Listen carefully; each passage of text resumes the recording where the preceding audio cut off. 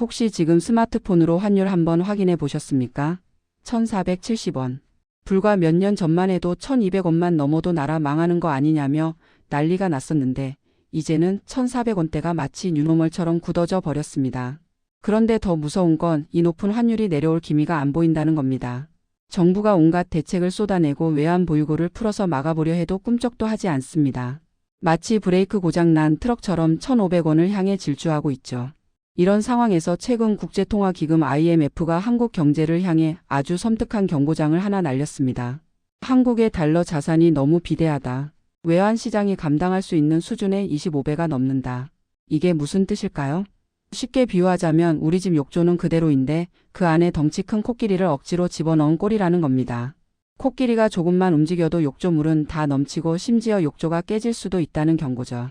오늘 이야기에서는 이 외환시장 25배라는 숫자의 충격적인 진실과 다급해진 정부가 내놓은 대책들이 과연 우리를 구할 수 있을지 아니면 더 큰 늪으로 빠뜨릴지 알아보도록 하겠습니다. 먼저 IMF가 지적한 25배의 의미부터 짚고 넘어가야겠습니다. 우리는 지난 수년간 열심히 달러를 모았습니다. 한국 주식은 못 믿겠다. 원화 가치는 똥값이 될 거다라며 너도 나도 미국 주식을 사고 달러 예금을 들고 달러 보험에 가입했습니다. 개인 입장에서는 아주 합리적인 선택이었습니다. 내 자산을 지키기 위한 보험이었으니까요. 그런데 국가 전체로 보면 이것이 거대한 구성의 오류를 낳았습니다. IMF 분석에 따르면 한국의 환노출 달러 자산 규모는 우리 외환시장에서 한 달 동안 거래되는 전체 물량의 25배에 달한다고 합니다. 이게 왜 위험할까요? 평소에는 괜찮습니다. 하지만 만약 글로벌 경제에 충격이 와서 혹은 환율이 급격히 변동해서 너도 나도 나 달러 팔고 나갈래 혹은 환해지 할래라고 동시에 달려든다면 시장이 그 물량을 받아줄 수가 없습니다. 문은 좁은데 나가려는 사람이 수백만 명인 상황, 압사사고가 날 수밖에 없죠. IMF는 한국을 대만과 함께 고위험군으로 분류했습니다. 대만은 무려 45배, 한국은 25배입니다. 반면 외환시장이 깊고 넓은 독일이나 프랑스 같은 유럽 국가들은 이 비율이 한 자릿수에 불과합니다. 일본도 우리보다 해외 자산은 많지만 엔화가 중기축 통화 대접을 받기 때문에 시장 규모가 커서 20배 미만으로 관리됩니다. 결국 IMF의 경고는 한국은 덩치는 선진국인데 그릇은 아직 신흥국 수준이라 충격이 오면 제일 먼저 부서질 수 있다는 뼈아픈 지적입니다. 상황이 이렇게 되자 발등에 불이 떨어진 건 정부입니다. 환율 1,500원이 뚫리면 물가 폭등 가능성이 높아지고 외국인 자금의 엑소더스가 시작될 수 있거든요. 그래서 정부가 꺼내든 첫 번째 카드는 바로 관치의 채찍입니다. 지난주 기재부와 금융감독원이 시중 7대 은행과 보험사 임원들을 긴급 소집했습니다. 그리고 아주 강력한 주문을 넣었습니다. 달러 예금, 달러 보험 마케팅 좀 그만해라. 환율 우대 쿠폰 같은 거 뿌려서 사람들 달러 사게 부추기지 마라. 사실상 달러 매수 금지령이나 다름없는 조치입니다. 은행들은 즉각 반응했습니다. 해외여행 가려는 분들이 애용하던 환율 90% 우대 쿠폰이 슬그머니 사라지고 있고 달러 예금 금리도 내리기 시작했습니다. 반대로 달러를 가져와서 원화로 바꾸는 고객에게는 우대 혜택을 더 주는 달러 회수 작전에 돌입했습니다.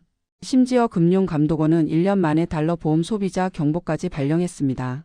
달러 보험 가입했다가 환율 떨어지면 손해볼 수 있으니 조심하라는 건데 사실 속내는 지금 제발 달러 좀 사지 말아 달라는 호소에 가깝습니다. 여러분, 이게 얼마나 다급한 상황인지 느껴지시나요? 자유시장 경제에서 정부가 개입해 특정 상품을 팔지 말라고 압박하는 건 그만큼 지금의 환율 상황이 통제불능에 가깝다는 방증입니다. 채찍만으로는 부족했는지 정부는 아주 파격적인 어찌 보면 위험천만한 당근도 준비하고 있습니다. 바로 국내 상장 레버리지 ETF 규제 완화입니다. 지금 서학개미들이 미국 시장으로 떠난 가장 큰 이유가 뭡니까?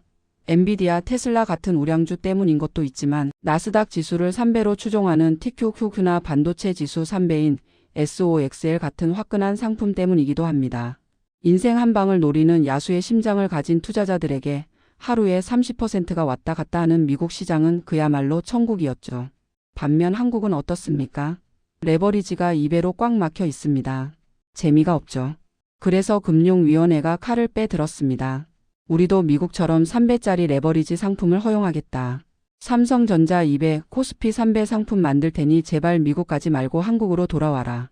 이른바 서학개미 유턴 프로젝트입니다. 하지만 전문가들은 우려의 목소리를 냅니다. 환율 잡겠다고 국민들에게 도박을 권장하는 꼴 아니냐는 비판입니다. 3배 레버리지는 오를 때도 3배지만 떨어질 때는 녹아내리는 속도가 상상을 초월합니다.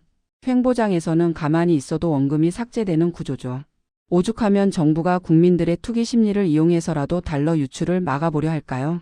이것은 정책이라기보다는 처절한 고육지책에 가깝습니다.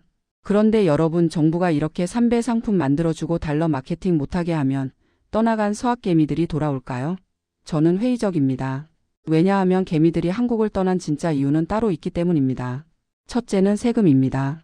미국 주식은 1년에 250만 원 공제하고 나머지에 대해 22% 양도소득세만 내면 끝입니다. 아주 깔끔하죠. 그런데 한국에 상장된 해외 ETF나 레버리지 상품은 어떻습니까? 수익이 나면 배당 소득세 15.4%를 뗍니다. 여기까지는 괜찮은데 만약 수익이 2천만 원을 넘어가면 금융소득 종합과세 대상이 됩니다.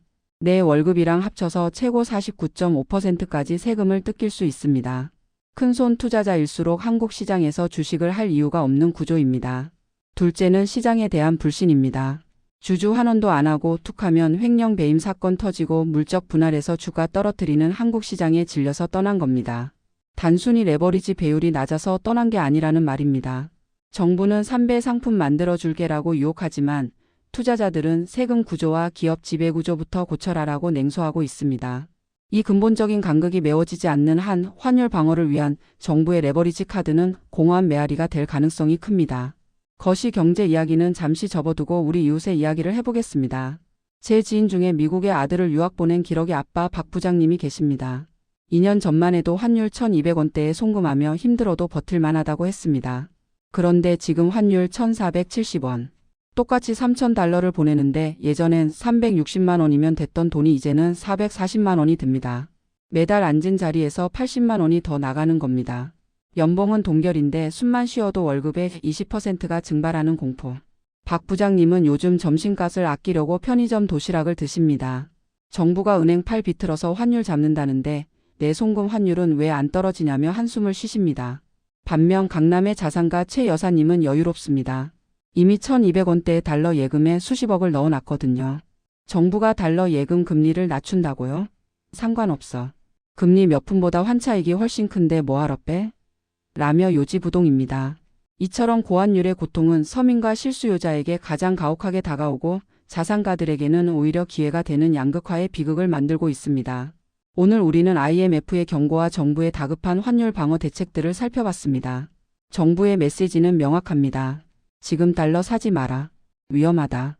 대신 한국 시장에서 놀아라. 하지만 우리는 기억해야 합니다. 정부의 대책은 항상 국가의 안위가 최우선이지 개인의 수익을 보장해주지 않는다는 사실을요. 3배 레버리지 ETF가 나온다고 무작정 뛰어드는 것은 위험합니다. 그것은 환율 방어를 위해 만들어진 유인책일 수 있으니까요. 또한 지금 무리하게 달러를 추격 매수하는 것 역시 신중해야 합니다. 정부가 작심하고 개입하면 일시적으로 환율이 꺾일 수도 있기 때문입니다. 지금 필요한 것은 균형입니다. 100% 달러 몰빵도 위험하고 100% 원화만 들고 있는 것도 위험합니다. IMF가 경고했듯 한국 경제는 외부 충격에 취약한 구조입니다. 내 자산의 20에서 30% 정도는 달러로 보유하되 환 노출이 걱정된다면 최근 정부가 개인에게 허용한 환해지 상품이나 선물한 매도 등을 적극적으로 활용해 리스크를 관리하는 지혜가 필요합니다. 태풍이 불어올 때 가장 위험한 것은 아무런 대비 없이 서 있는 것입니다. 그리고 정부가 씌워주는 우산만 믿고 있는 것도 위험합니다.